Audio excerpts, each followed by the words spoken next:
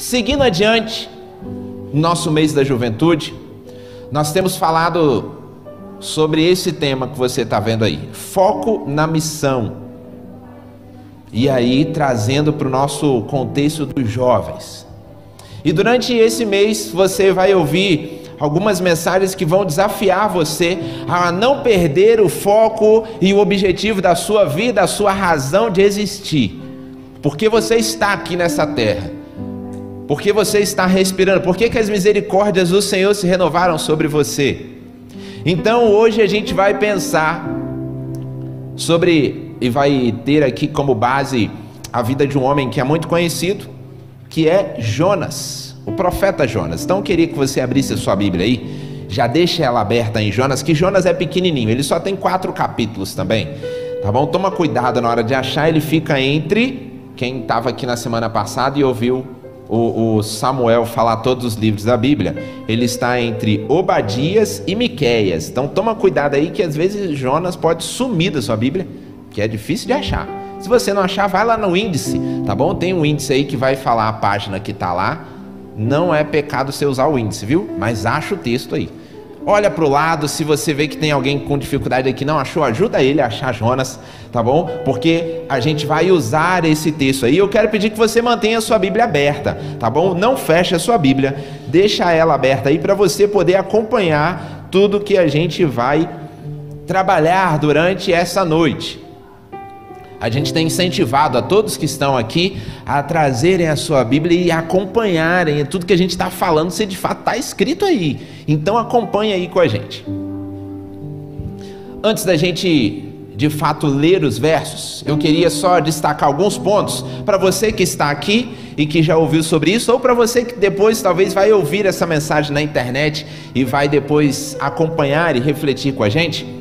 Algumas pessoas e algumas linhas tentam dizer que Jonas é apenas uma história fantasiosa, é algo que não foi real, é algo que não aconteceu, é apenas uma lenda, porque é difícil de compreender de fato tudo que está aqui e às vezes algumas pessoas não acreditam que seja verdadeiro.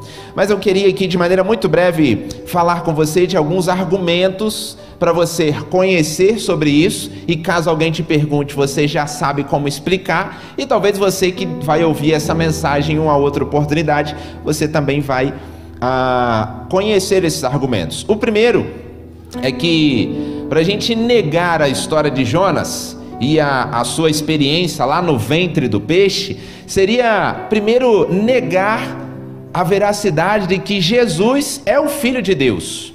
Sabe por quê? Porque em Mateus, no capítulo 12, de 38 a 40, diz assim: Então, alguns escribas e fariseus replicaram: Mestre, nós queremos ver da tua parte algum sinal. E ele, porém, respondeu: Uma geração má e perversa pede um sinal, mas nenhum sinal lhe será dado, senão o do profeta Jonas. Porque assim como esteve Jonas 3 dias e 3 noites no ventre do grande peixe, assim o Filho do Homem estará 3 dias e 3 noites no coração da terra.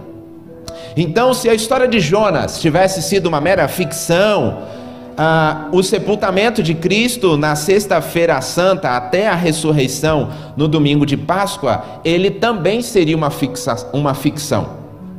Não havendo diante disso nenhuma base de comparação diante desses dois textos, porque Jesus ele usa o relato de Jonas para dizer: olha, assim como você, como Jonas estava lá 3 dias e 3 noites no ventre do peixe, eu estarei 3 dias no sepulcro e vou ressuscitar. Então essa é o primeiro argumento que a gente encontra. Segundo, a gente vê que o livro de Jonas, que tem apenas 4 capítulos, ele é cheio de milagres. Os milagres que a gente encontra ali, eles consolidam ainda mais todas essas experiências. O principal deles, o fato de Jonas ter sido ali engolido por um grande peixe e ter sobrevivido.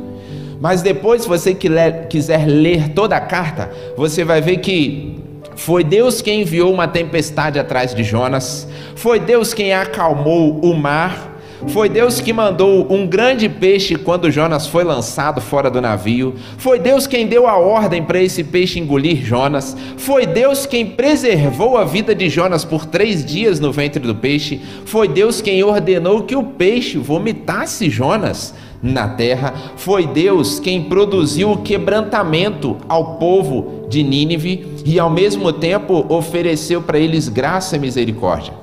Foi Deus quem fez brotar uma planta para trazer sombra e alento ao profeta. E foi Deus que secou a planta no dia seguinte.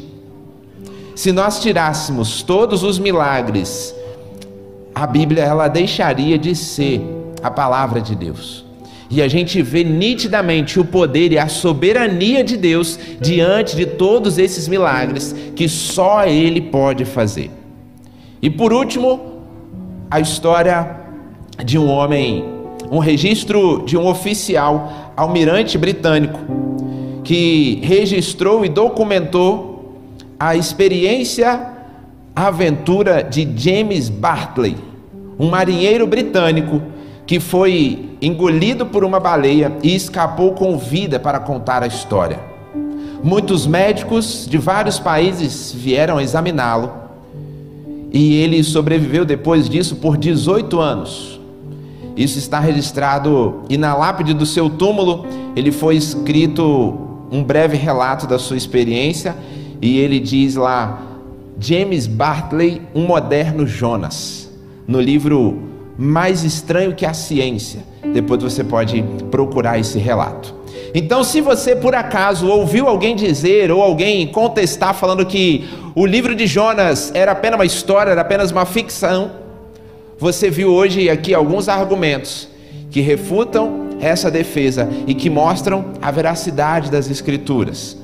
E a gente vai pensar sobre o seguinte tema: não fuja da missão vivendo superficialmente, olhando para a vida e para o relato de Jonas.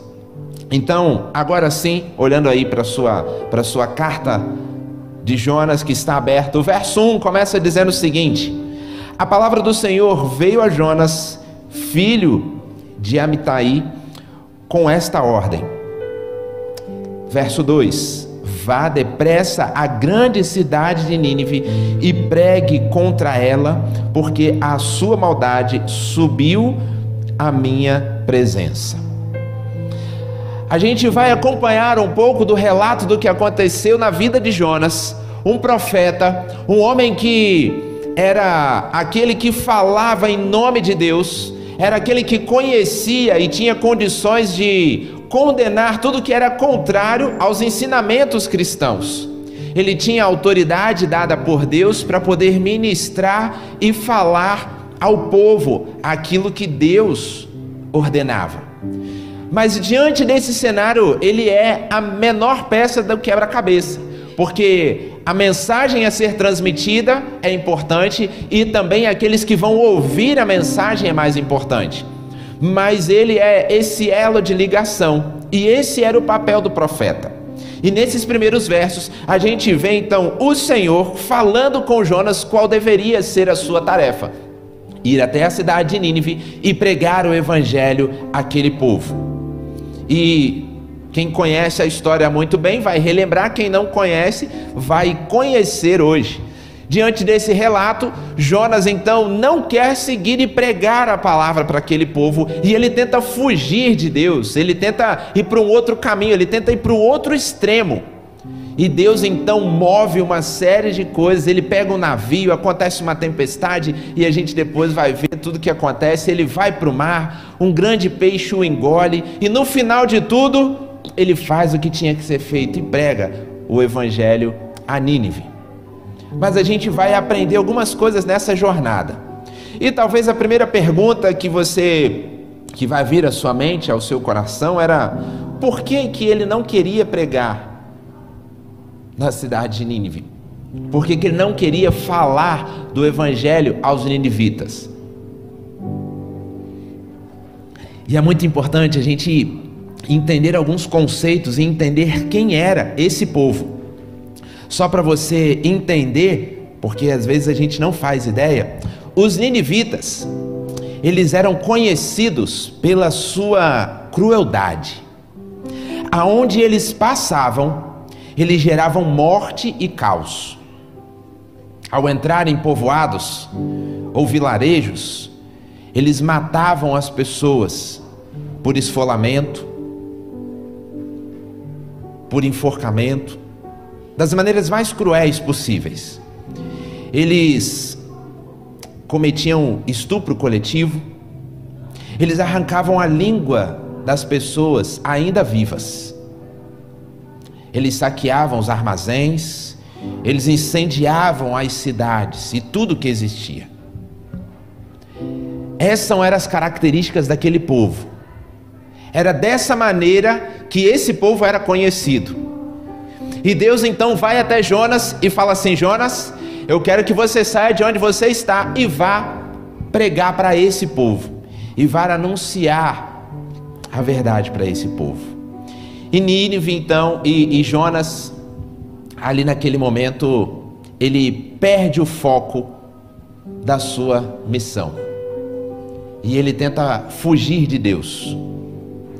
E o primeiro ponto que eu quero pensar com você é que nessa nossa jornada, que nós estamos falando de manter o foco na missão, às vezes a gente foge da nossa missão, porque a gente vive na superficialidade, porque a gente não quer profundidade no relacionamento com Deus, e a gente perde o nosso foco. A superficialidade nos faz perder o foco da missão. Jonas, ele presumiu que sabia resolver o problema de Deus, melhor até do que o próprio Deus. Por causa dos seus preconceitos teológicos, ele recusou ser um missionário além das fronteiras. Ele recusou ser uma bênção para outras pessoas. E é interessante observar de que Jonas, ele tem uma teologia certa, ele tem uma teologia correta, mas a sua prática era errada. E observe o que aconteceu no verso 9 do capítulo 1. Abra aí a sua Bíblia, ou acompanha comigo.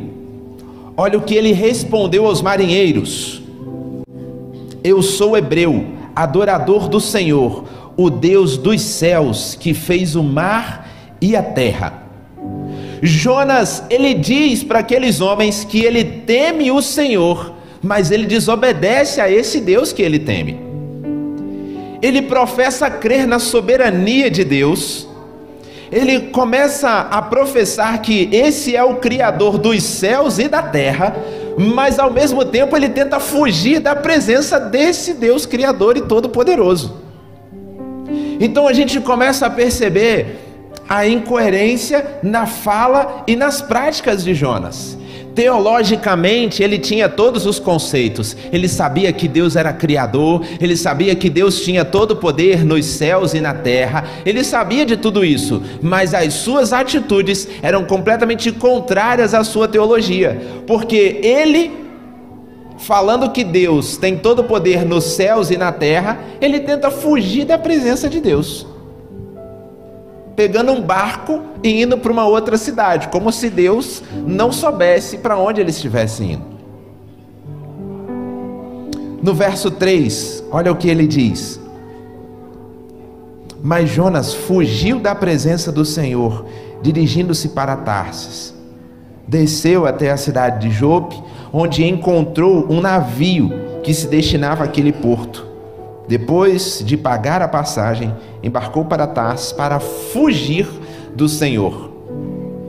Ele diz que teme a Deus, mas ao mesmo tempo ele foge, ou ele tenta fugir da presença de Deus. E ainda mais, olha lá no capítulo 4, verso 3 e verso 4. Ele vai discutir com Deus.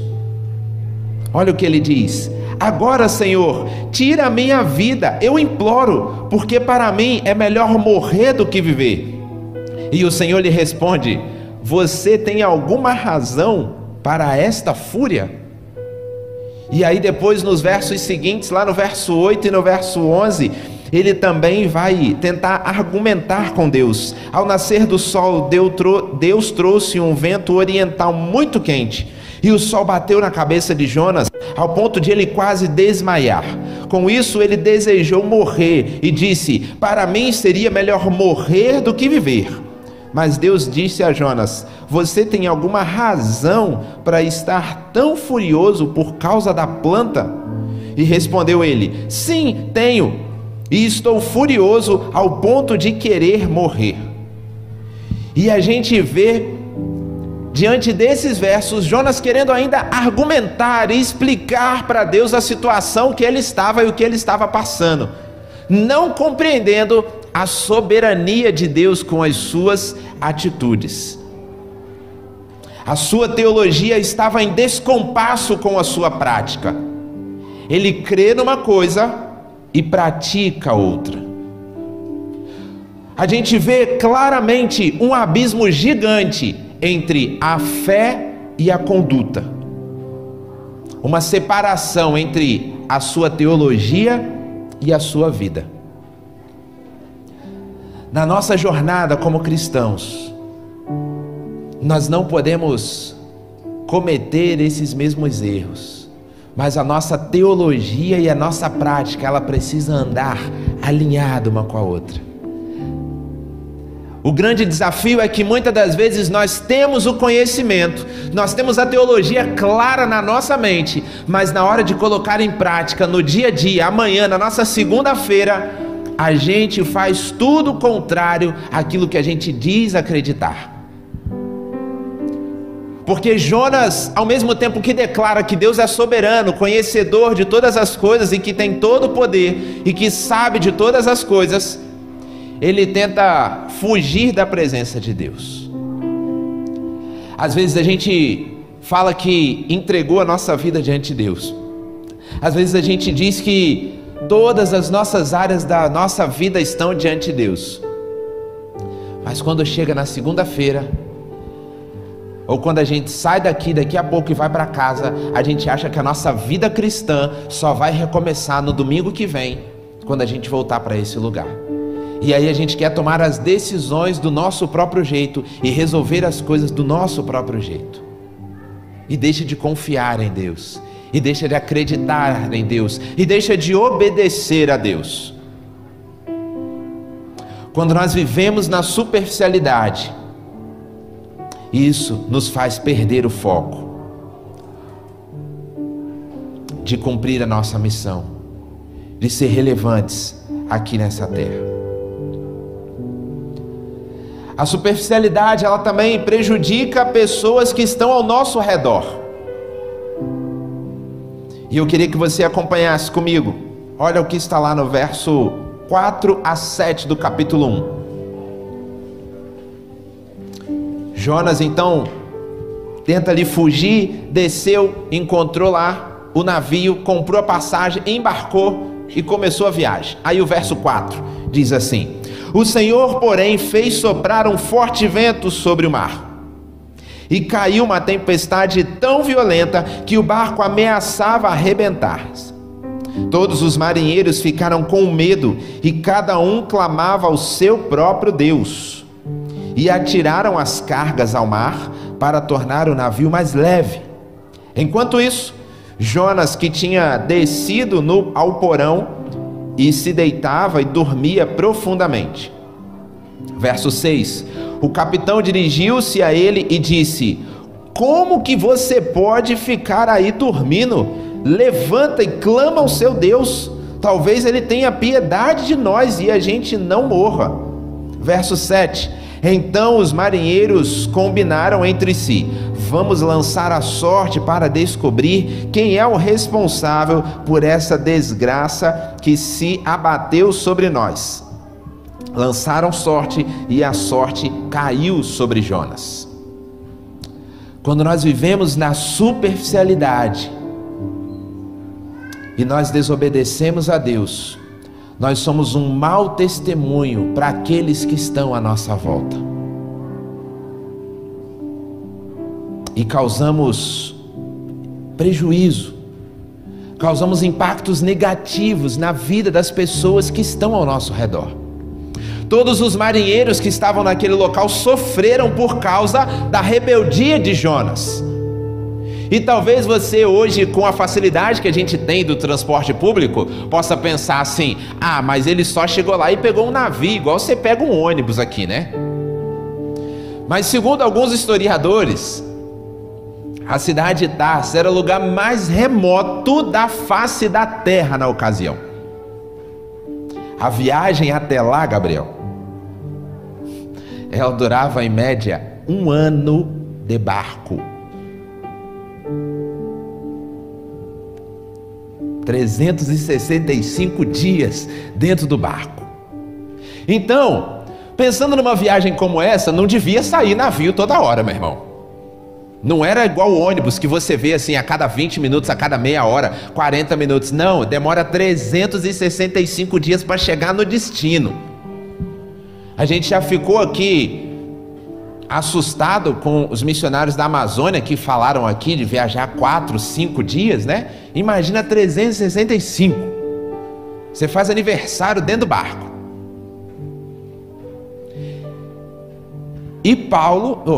E Jonas conseguiu encontrar uma passagem, porque devia ser concorrido, um navio que sai uma vez por ano. Ele conseguiu achar uma passagem, ele tinha o dinheiro, porque também não devia ser barato, para comprar aquela passagem, e ele embarcou.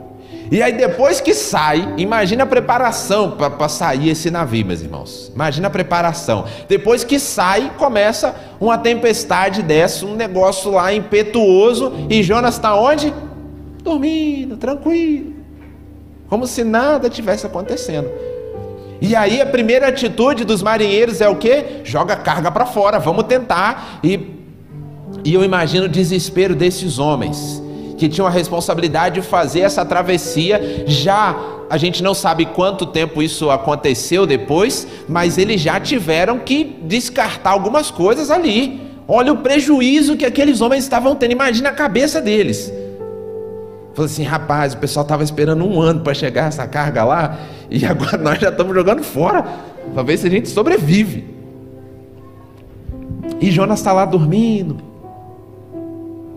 Jonas, a pessoa que traz aflição e angústia para aqueles homens, na verdade ele deveria trazer consolo, deveria trazer calmaria, deveria trazer paz.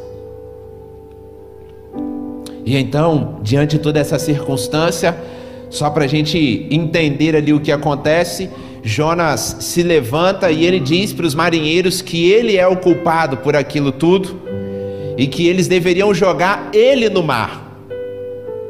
E esses homens, eles não eram cristãos, porque lá no início você vê ele falando que cada um clamava ao seu Deus. Então eles não serviam ao Deus de Jonas, eles eram pagãos, eles serviam a outros deuses lá, cada um a um. Estava nesse momento, irmão, naquele desespero que cada um estava clamando por o que tinha na frente, para tentar sobreviver. Então não estava fácil a situação.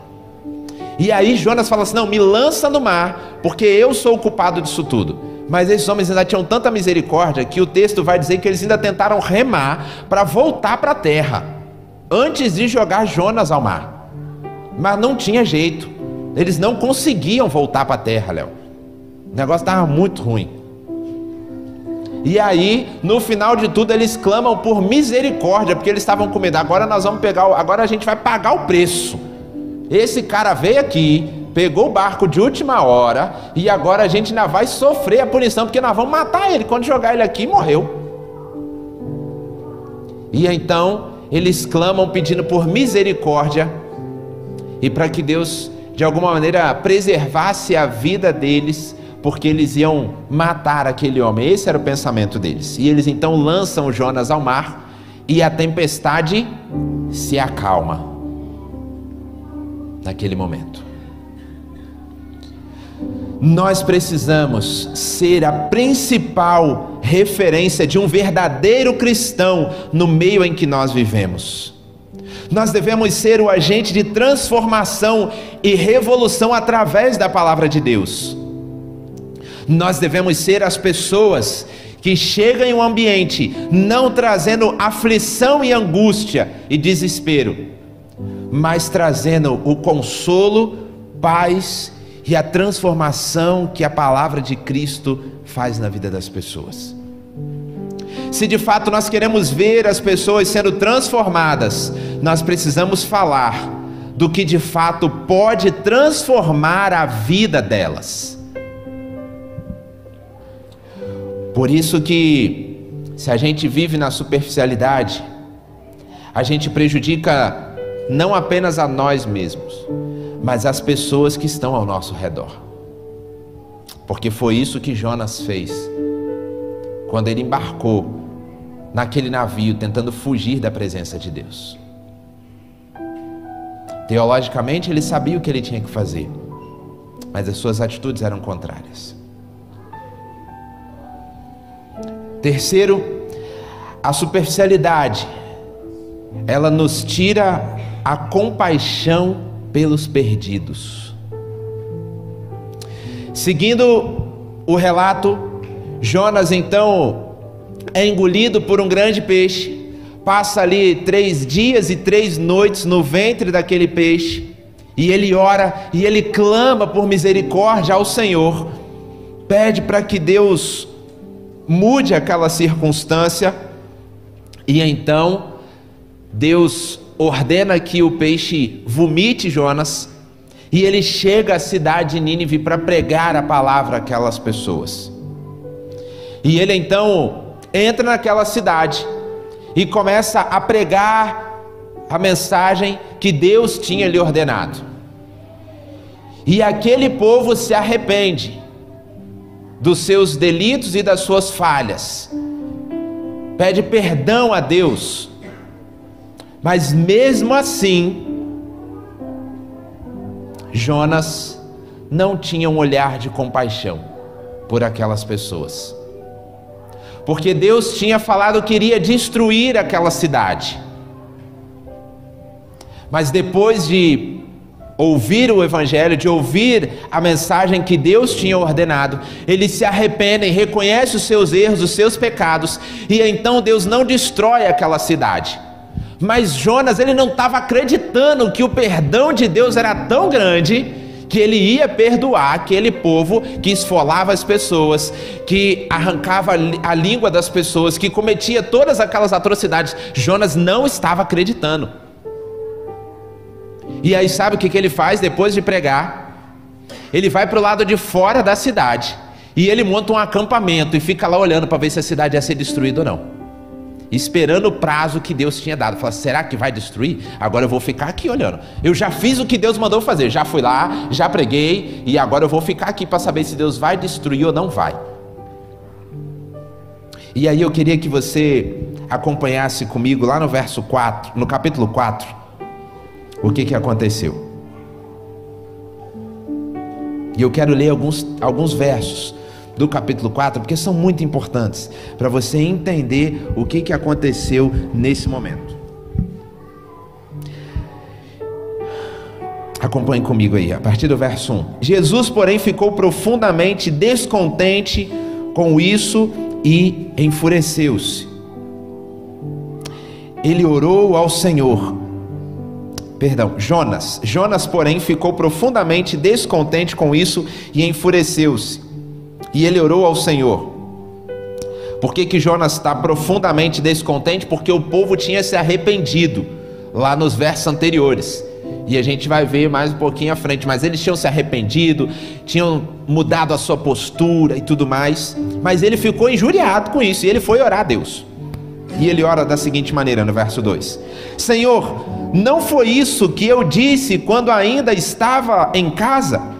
Foi por isso que eu me apressei em fugir para Tarsis. Eu sabia que tu és Deus misericordioso. Olha a teologia correta aí, ó. Ele sabia que Deus era misericordioso. Deus é compassivo, muito paciente, cheio de amor, e que prometes castigar, mas depois te arrependes. E aqui só um parênteses, eu não vou aprofundar nessa discussão teológica. Aqui é a visão de Jonas achando que Deus tinha se arrependido, agora que voltou atrás. Mas não é isso. tá bom? Aqui Deus deu a oportunidade do povo se arrepender. Se o povo se arrepende, Deus então retira o castigo sobre aquele povo. É nesse sentido que essa palavra arrependimento é empregada, não arrependimento como eu e você nos arrependemos quando a gente faz alguma coisa errada, ok? E aí ele continua dizendo, olha só, agora no verso 3, Senhor, tira a minha vida, eu imploro, porque para mim é melhor morrer do que viver. E o Senhor respondeu, você tem alguma razão para estar tão furioso? E aí o verso 5, Jonas saiu e sentou-se num lugar a leste da cidade. Ali construiu para si um abrigo e assentou-se à sombra e esperou para ver o que aconteceria com a cidade. Ele ainda estava tentando dar uma chance para Deus aqui. Ele falou, será que Deus vai mudar de ideia? Eu vou sentar aqui e vou esperar. Vai que ele muda de ideia, né? Eu vou ficar aqui observando a cidade, ver se ele ainda vai destruir. Verso 6, então o Senhor Deus fez crescer uma planta sobre Jonas, para lhe dar sombra à sua cabeça e livrá-lo do calor. E deu grande alegria a Jonas. Veja como é que Deus é misericordioso, né? Jonas estava lá, meu irmão, furioso com Deus, naquele momento, e aí Deus vai para dar mais uma lição para ele. Ele estava lá no sol, com calor, e assim, não devia ser uma plantinha pequena, né? Porque para dar sombra diante daquele calor, era aquela sombra, né, gostosa, para você descansar ali. E é isso que aconteceu. E aí, olha só, mas na madrugada do dia seguinte, no verso 7, Deus mandou o quê? Uma lagarta atacar a planta e ela secou. Ao nascer do sol, Deus trouxe um vento oriental muito quente e o sol bateu na cabeça de Jonas a ponto dele quase desmaiar. Com isso, ele desejou morrer e disse, para mim seria melhor morrer do que viver. E aí Deus pergunta mais uma vez, mas você tem razão para estar tão furioso por causa desta planta? Porque nem tinha planta, eu fiz nascer, você teve a sombra, e agora do mesmo jeito que nasceu, ela morreu. Por que você está tão furioso? E aí Jonas respondeu, sim, eu tenho. Estou furioso, a ponto de querer morrer. Aí o Senhor fala o seguinte para ele no verso 10. Você tem pena desta planta. Embora você não tenha podado, você não tenha feito nada para ela crescer. Ela nasceu numa noite e morreu na outra. E aí o verso 11, Jesus traz um ensinamento tão importante. Contudo, Nínive tem mais de 120 mil pessoas que não sabem nem distinguir a mão direita da esquerda, além de muitos rebanhos. Você não deveria ter pena desta grande cidade? Quando nós vivemos na superficialidade, nós não temos um olhar de compaixão pelos perdidos. Jonas não fez nada para aquela planta crescer. Ele nem sequer tinha uma semente. Ela brotou no dia e morreu no outro, sem ele fazer absolutamente nada, sem nenhum tipo de cuidado, sem nenhuma intervenção da parte dele. E ele estava naquele momento revoltado, furioso com Deus, a ponto de pedir a sua própria morte, porque aquela planta tinha morrido.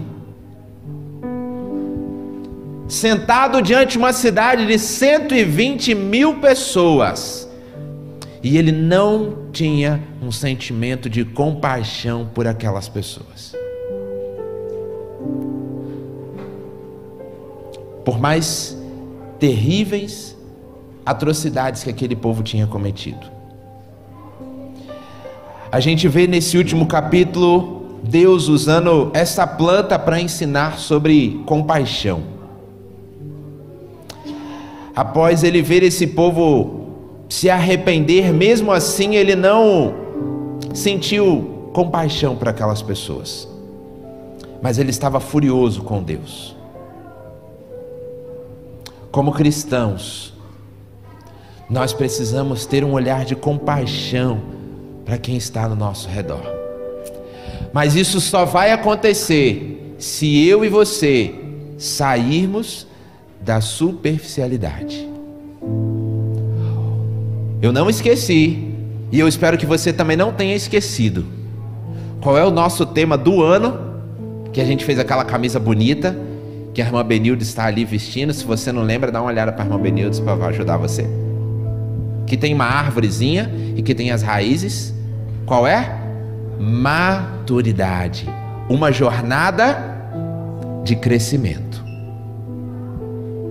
Se nós queremos ter um olhar de amor e compaixão, esse olhar só vai acontecer quando nós nos aprofundarmos no relacionamento com Deus. A grande questão é que aqui Jonas, ele tinha toda a teologia, estava tudo na sua cabeça, no seu cognitivo, ele tinha todo o conhecimento, mas isso ainda não estava no seu coração e nas suas práticas. Isso ainda não tinha transbordado para a sua vida. E se nós ficarmos apenas com o conhecimento intelectual, entendendo que Deus é soberano, que Deus é bondoso, assim como ele na sua oração relata: Deus, eu sabia que isso ia acontecer, afinal o Senhor é um Deus bondoso, é um Deus misericordioso, eu sabia que se eu viesse aqui e pregasse, esse povo ia se arrepender, o Senhor não ia matar ninguém, e eu estou furioso por causa disso. E aí você percebe a incoerência que talvez você olhando e fala assim: nossa, mas é tão claro, é tão óbvio, né? Mas às vezes a gente não enxerga quando nós fazemos isso na nossa vida. Quando a gente fala que confia em Deus, que acredita em Deus, quando a gente pede a oportunidade para Deus de amar mais as pessoas, e Deus coloca pessoas ao nosso lado, aí você fala assim: não, mas esse aí é muito pecador para mim, Deus, esse aí não dá para mim não. Esse aí tá igualzinho de Vita, esse aí não dá não, esse aí, eu acho que esse aí Deus não resolve mais não. E aí a gente tenta escapar daquilo que Deus está nos mostrando para fazer.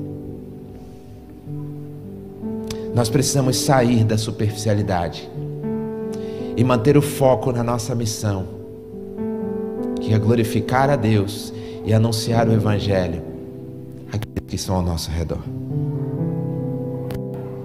E aí você pergunta assim: mas e aí, o que acontece? O que eu tenho que fazer então? Como que a gente sai dessa superficialidade? Para que a gente seja ainda mais efetivo nessa missão. De maneira rápida. Primeiro, um arrependimento sincero. Agora a gente volta para o capítulo 3. A gente vai ler tudo no capítulo 3.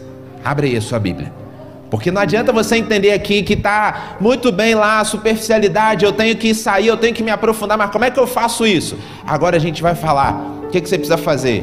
Verso 5 vai dizer o seguinte: todo o capítulo 3 ele vai falar do arrependimento dos ninivitas, daquele povo cruel, terrível, que esfolava as pessoas, cortava a língua das pessoas, de destruir as cidades. Olha o que aconteceu com eles. Verso 5 vai dizer o seguinte: os ninivitas creram em Deus, proclamaram um jejum, e todos eles, do maior ao menor, vestiram um pano de saco. Primeira coisa que a gente aprende, para que a gente saia da superficialidade e seja mais efetivo na nossa missão, nós precisamos de um arrependimento sincero diante de Deus. Esse povo de fato se arrependeu, do maior ao menor. E depois você vai ver que até mesmo os animais, eles colocaram tudo isso, eles falaram: não, todo mundo tem que se arrepender, todo mundo agora. Da maior autoridade, que era o rei, que tirou as suas vestes reais, até a menor das crianças, todo mundo tem que se arrepender diante desse Deus, porque a gente é ruim demais, nós somos pecadores demais, a gente tem que se arrepender. E então foi decretado um jejum para todo o povo, e todos se arrependeram. No verso 5 ainda a gente vê uma confiança profunda em Deus, porque a gente vê que eles creram em Deus diante de todas essas circunstâncias. O arrependimento, ele nos afasta do pecado. E a fé, ela nos faz correr em direção a Deus. Pelo arrependimento, a gente foge da ira de Deus. E através da fé, a gente corre para a graça de Deus. E é isso que aconteceu com aquele povo. Eles confiaram profundamente em Deus. E você vai ver aqui algumas atitudes que eles tomaram, que era se vestir de panos de sacos e se cobrir com cinzas. Esse era uma prática de humilhação, de realmente reconhecer que eles não eram nada diante de um Deus soberano e todo-poderoso. E todos fizeram isso, inclusive o rei.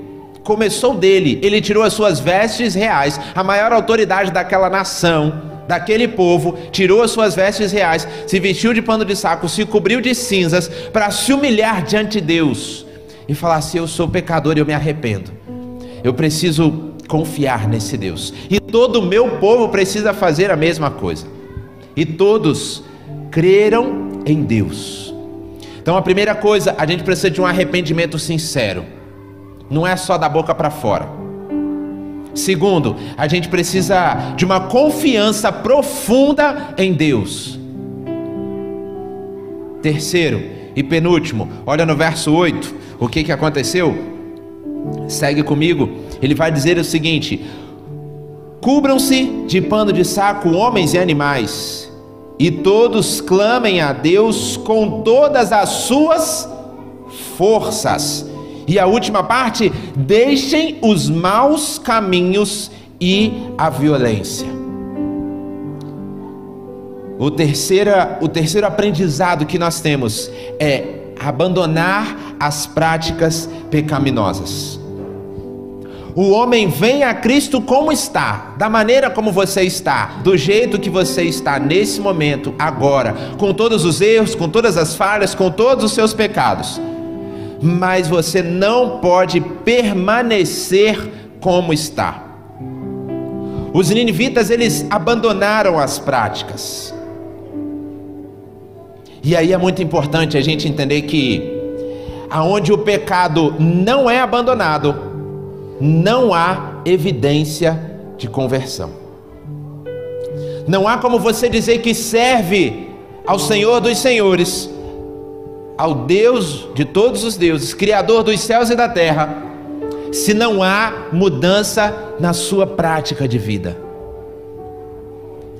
Se as suas atitudes não foram transformadas, não teve conversão, não teve mudança. E aquele povo abandonou as práticas pecaminosas. Se nós queremos sair da superficialidade e sermos efetivos na missão, nós precisamos abandonar as práticas pecaminosas. Às vezes, algumas são muito fáceis, estão nítidas, todo mundo vê, e às vezes são mais fáceis de mudar. Agora, existem outras que talvez ninguém saiba, que talvez só você sabe. Aquelas que às vezes estão guardadas lá no fundo do nosso coração, mas que você sabe aonde você está errando e o que você comete de pecado contra Deus. Quando a gente fala de pecado, não é você pecar contra quem está do seu lado, mas é você pecar contra o Criador. É para Ele que você, é a Ele que você está ofendendo. E por último, para que a gente possa sair da superficialidade e ser efetivo na nossa missão, a gente precisa de uma posição de humildade diante de Deus. Verso 9 vai dizer: talvez Deus se arrependa e abandone a sua ira, e não sejamos destruídos. Esta é a postura do povo diante daquela circunstância. Eles não estavam ali diante de Deus exigindo uma salvação ou agora uma atitude de bondade pelo que eles estavam fazendo, mas eles estavam numa postura humilde diante de Deus. Vamos nos humilhar, vamos nos prostrar, todo mundo agora. Nós vamos aqui mudar as nossas práticas, abandonar essas práticas pecaminosas. E talvez Deus se arrependa e abandone a sua ira, e a gente não seja destruído. Uma pessoa convertida, ela é revestida de humildade e não de arrogância. Nós não temos nenhuma condição e nenhuma autoridade para exigir nada de Deus. A nossa posição e a nossa postura como cristão deve ser sempre de humildade e de entender que Ele é soberano e que Ele sabe o que é melhor sobre nós. Aquele rei tinha autoridade sobre aquele povo. E talvez diante de todo aquele movimento, ele poderia na sua cabeça achar que ele deveria exigir alguma coisa de Deus. Mas ao contrário, aqueles homens se colocam humildes e falam assim: olha, a gente está fazendo tudo isso aqui, mas a gente sabe que a gente é muito pecador, a gente erra demais, mas talvez Deus tenha misericórdia da gente e não queira destruir, porque a gente sabe que a gente merece ser destruído, a gente merece ser dizimado dessa terra. Se nós queremos sair da superficialidade e sermos efetivos na nossa missão, nós precisamos de um arrependimento sincero. Nós precisamos de uma confiança profunda em Deus. Nós precisamos abandonar as práticas pecaminosas. E nós precisamos de uma posição de humildade diante de Deus. E eu queria convidar você a orar, a fechar os seus olhos agora e fazer uma reflexão sobre a sua jornada, sobre a sua vida. Como é que você está? Como é que está a sua caminhada com Deus? Esse mês nós estamos falando sobre esse tema, foco na missão. Será que você tem mantido o foco na missão de glorificar a Deus, de honrar a Ele, de fazer a diferença onde você está? Em especial para os jovens, a gente tem falado sobre isso e a gente tem desafiado a cada um deles durante essas semanas a assumirem uma postura diante do meio onde eles vivem.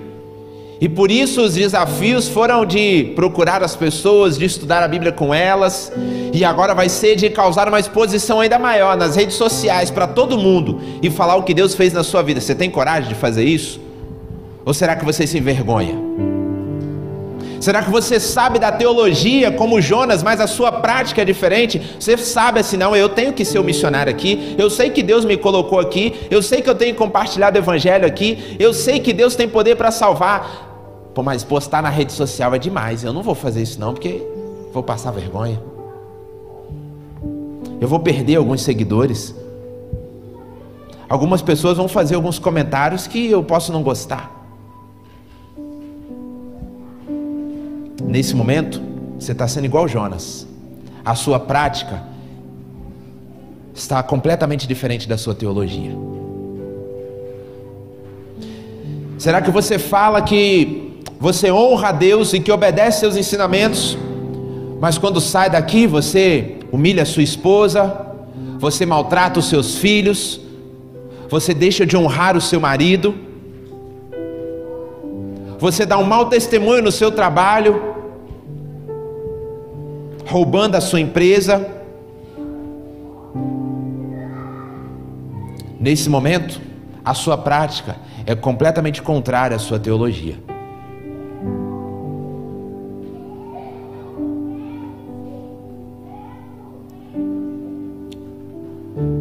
Será que você tem mantido foco na missão? Ou será que as circunstâncias da vida estão embaçando a sua vista? Você até consegue ver um pouco embaçado, mas não com nitidez, porque todos os pensamentos contrários ao Evangelho estão te fazendo perder o foco e a direção para onde você verdadeiramente precisa ir. Se nós queremos de fato ver pessoas transformadas, famílias restauradas, homens e mulheres vivendo aquilo que Deus os criou para ser, nós precisamos dedicar tempo em pregar o Evangelho, porque é somente Ele que tem poder para transformar a vida das pessoas, por mais cruéis e por mais terríveis que elas sejam. Nós temos que falar daquele que tem, e o único que tem poder para de fato transformar a vida das pessoas.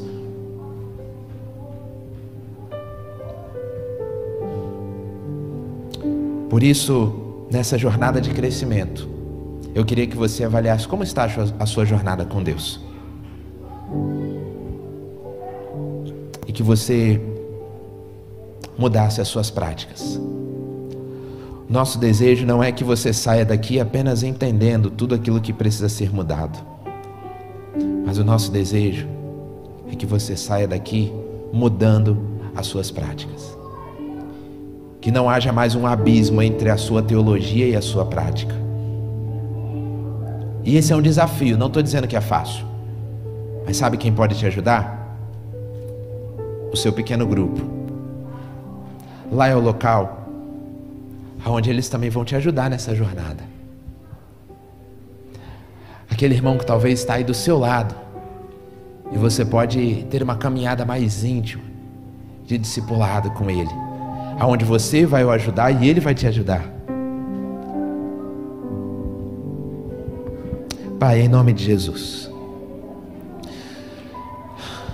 nos ajude, ó Deus, a sairmos da superficialidade, Pai.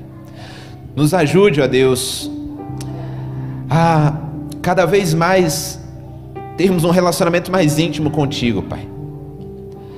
Nos ajude, ó Deus, a todos os dias, quando muitas das vezes formos tentados, ó Pai, a termos atitudes completamente contrárias à nossa teologia, Pai, e a querermos assumir o controle da nossa vida e de todas as coisas, que o Teu Espírito Santo nos incomode de maneira profunda, Deus.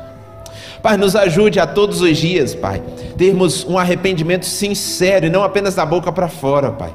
Nos ajude, Deus, a abandonar as práticas pecaminosas, ó Pai, que não agradam a Ti, Deus.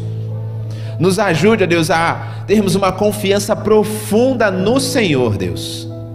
E a todos os dias, independente dos nossos anos, do nosso conhecimento, mantermos uma postura de humildade diante do Senhor, sabendo que o Senhor é soberano e sabe de todas as coisas e o que é melhor para nós.